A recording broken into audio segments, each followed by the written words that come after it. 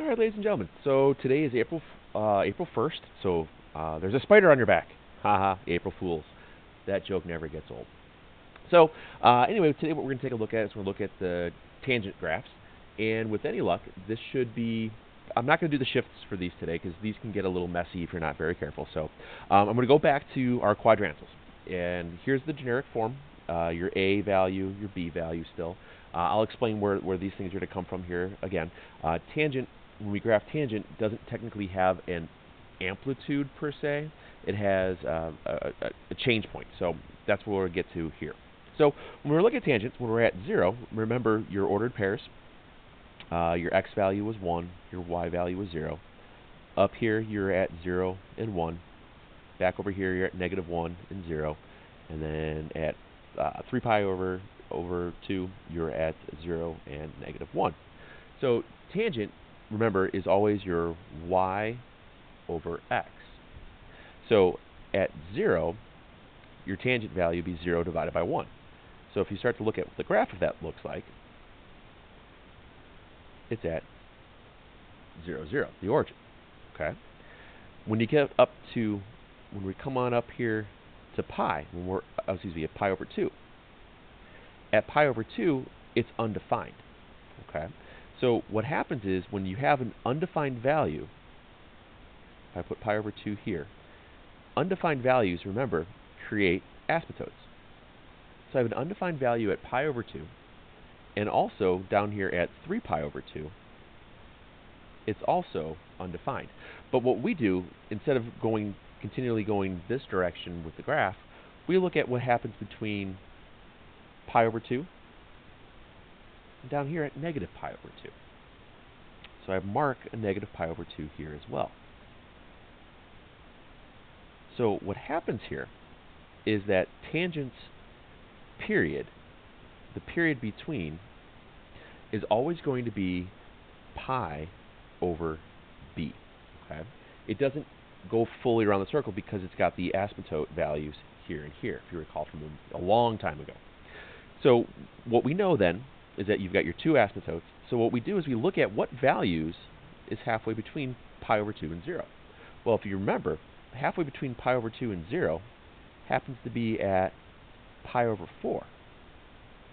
And the ordered pair at pi over 4 was root 2 over 2 and root 2 over 2 for your sines and cosines. So if you think about what happens at tangent, the tangent at basically 45 degrees is y over x, so you're dividing the same thing by itself, you're always going to get 1. And if I go down this direction, I went the negative pi over 4. Let me mark this in here. And that's going to give me a -1. So with tangents then, let me zoom in here a little bit. With the tangent graph, a real generic y equals tangent of x. This is where our a value is 1 and our b value is also 1. The generic form then looks just like this. You have these points of inflection where the graphs change, and that's going to be at your a value. So the graph comes up and through like that. Okay.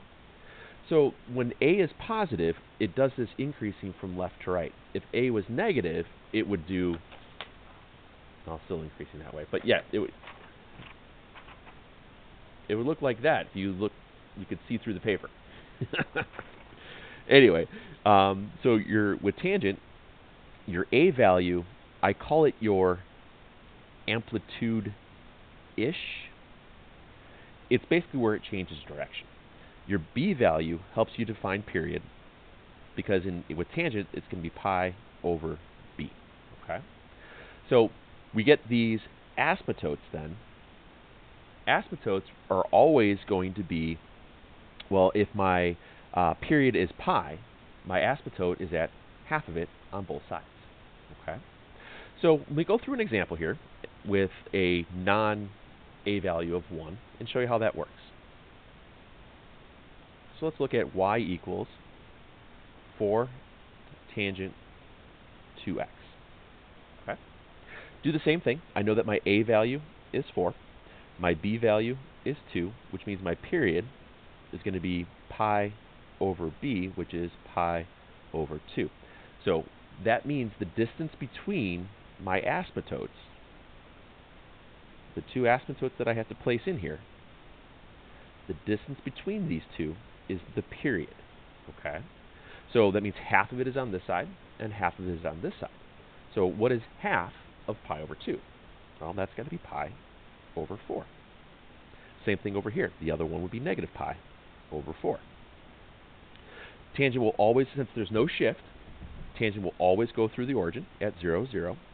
So when we start looking at these, our ordered pairs, we know we're going to have 3 ordered pairs for tangent, and we have 2 asymptotes.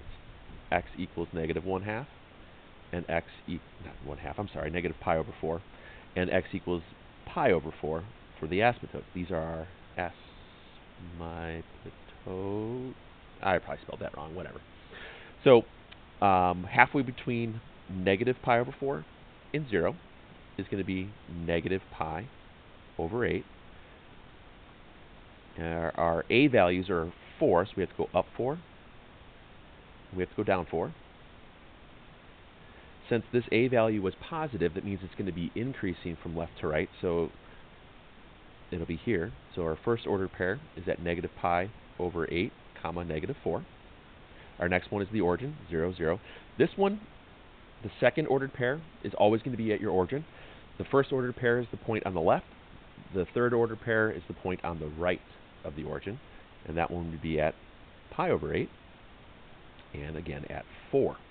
So we just connect our dots, and there you go. Okay. Remember, when you're listing these out, you always want to list all 5 points, just like we did with sines and cosine graphs. So the only thing is that you only have 3 points, but you have 2 asymptotes you have to label. Okay.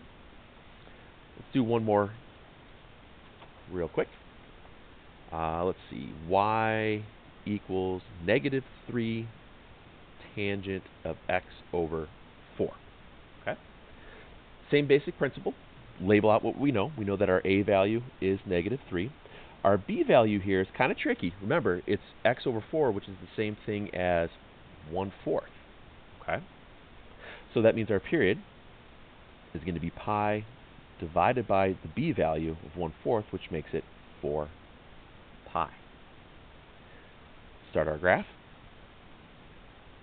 With the non-shifted tangents, you can kind of draw the same thing over and over again. You're always going to have 2 asymptotes, one on the right and one on the left. You know the total distance between the asymptotes is always your period, so the distance here has got to be 4 pi. Half of it will be on one side, the other half is on the other.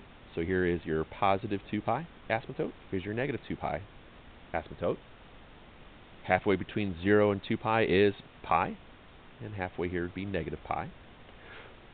We have our 3 ordered pairs and 2 asymptotes, where one asymptote is at x equals negative 2 pi, and the other one is at x equals 2 pi. Those are our asymptotes. Our a value is negative, so we have negative 3, positive 3. When the a value is negative, that means it's decreasing from left to right. So our first ordered pair will be at negative pi and positive 3. Our second ordered pair is always the origin, 0, 0. And our third ordered pair will be at pi negative 3. Oops, forgot the negative there. And then again, we just draw our line. So that's kind of what this tangent stuff will look like. Remember, 3 ordered pairs always go left, middle, and right. 2 ordered pairs.